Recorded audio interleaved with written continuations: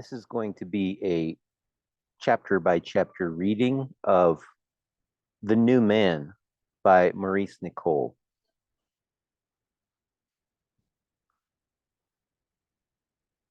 The New Man, Maurice Nicoll.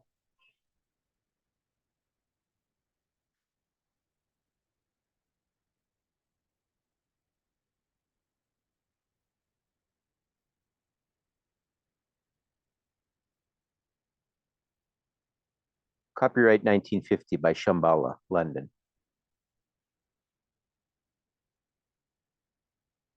Contents: The Language of Parables, parts 1 through 6. The Idea of Temptation in the Gospels, parts 1 through 3. The Marriage at Cana. The Idea of Good being above the Truth. The Miracle at the Pool of Bethesda. The Good Samaritan. The Laborers in the Vineyard. The Idea of Righteousness in the Gospels. The Idea of Wisdom in the Gospels. Simon Peter in the Gospels. The Idea of Prayer. The necessity of persistence in prayer, the necessity of sincerity in prayer, response to prayer, request in prayer, the Sermon on the Mount, faith, kingdom of heaven, Judas Iscariot. Chapter 1, The Language of Parables. Part 1. All sacred writings contain an outer and an inner meaning. Behind the literal words lies another range of meaning, another form of knowledge. According to an age-old tradition, man once was in touch with this inner knowledge and inner meaning.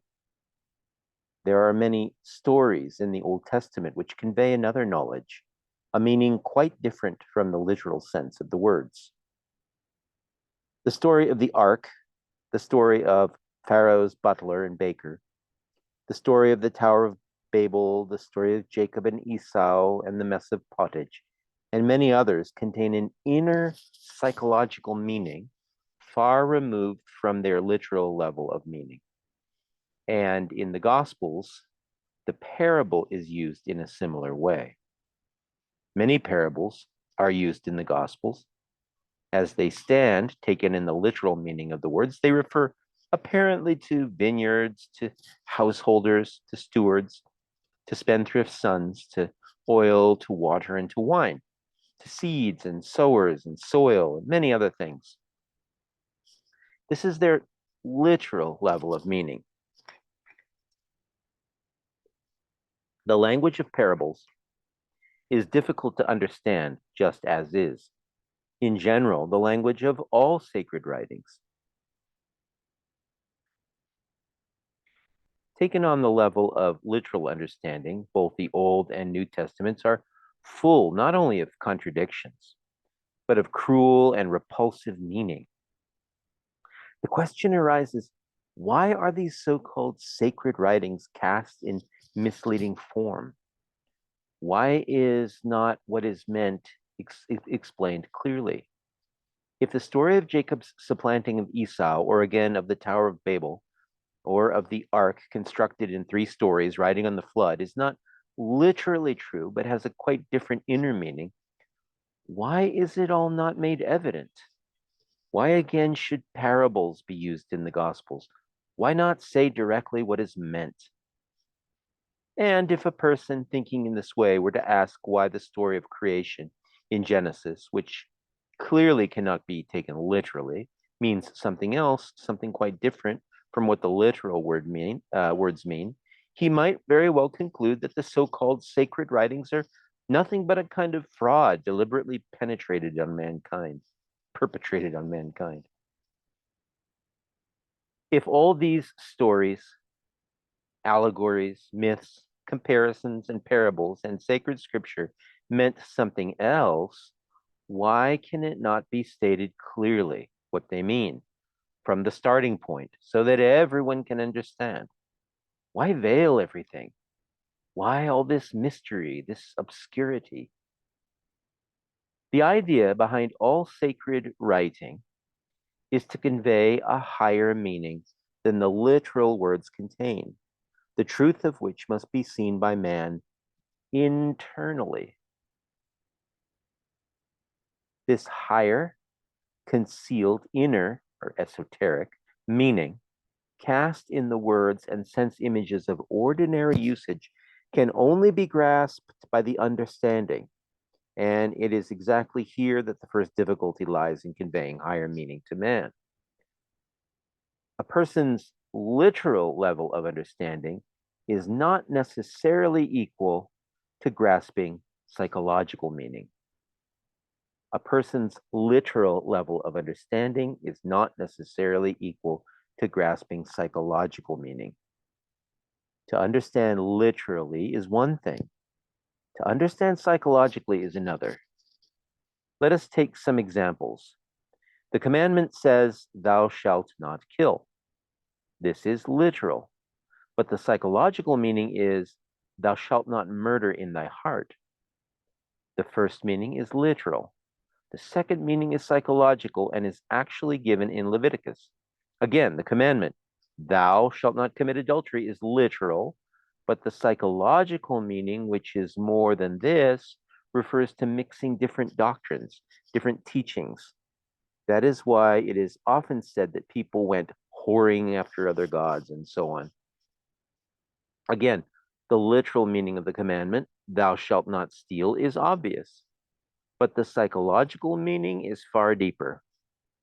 To steal, psychologically, means to think that you do everything from yourself, by your own powers, not realizing that you do not know who you are, or how you think or feel, or how you even move. It is, as it were, taking everything for granted and ascribing everything to yourself. It refers to an attitude. But if a man were told this directly, he would not understand. So the meaning is veiled because if it were expressed in literal form, no one would believe it and everyone would think it mere nonsense. The idea would not be understood, and worse still, it would be taken as ridiculous. Higher knowledge, higher meaning, if it falls on the ordinary level of understanding, will either seem nonsense or it will be wrongly understood. It will then become useless, and worse. Higher meaning can only be given to those who are close to grasping it rightly. This is one reason why all sacred writings, that is, writings that are designed to convey more than the literal sense of the words, must be concealed, as it were, by an outer wrapping. It is not a question of misleading people, but a question of preventing this higher meaning from falling in the wrong place on lower meaning, and thereby having its finer significance destroyed. People sometimes imagine they can understand anything once they are told it, but this is quite wrong. The development of the understanding, the seeing of differences, is a long process. Everyone knows that little children cannot be taught about life directly because their understanding is small. Again, it is realized that there are subjects in ordinary life that cannot be understood save by long preparation, such as certain branches of the sciences. It is not enough to be merely told what they are about. The object of all sacred writings is to convey higher meaning and higher knowledge in terms of ordinary knowledge as a starting point. The parables have an ordinary meaning. The object of the parables is to give a man higher meaning in terms of lower meaning in such a way that he can either think for himself or not. The parable is an instrument devised for this purpose. It can fall on a man literally, or it can make him think for himself. It invites him to think for himself. A man first understands on his ordinary, matter of fact, or natural level. To lift the understanding, whatever is taught must first fall on this level to some extent to form a starting point. A man must get hold of what he is taught to begin with in a natural way. But the parable has meaning beyond its literal or natural sense. It is deliberately designed to fall first on the ordinary level of the mind and yet to work in the mind. It is deliberately designed to fall first on the ordinary level of the mind, and yet to work in the mind in the direction of lifting the natural level of comprehension to another level of meaning. From this point of view, a parable is a transforming instrument in regard to meaning.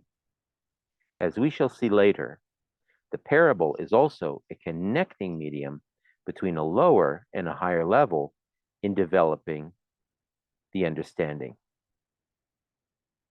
And that's the end of part 1.